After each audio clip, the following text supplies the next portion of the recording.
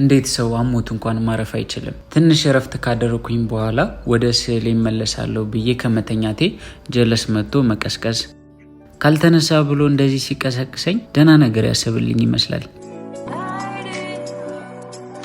በየትኛው ሀገር ነው የታመመ ሰው እንደዚህ እንክብካቤ የሚደረግለት?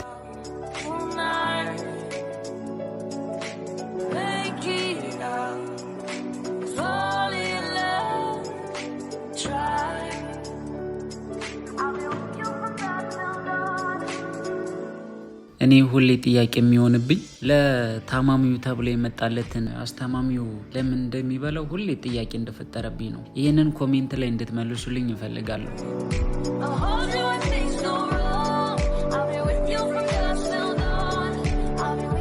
እኔ እኮ ግራ የገባኝ ይህ ሁሉ ትግል ያመመኝ ህመም በትግል ነው የሚወጣው ያለው ሰው ማን ነው?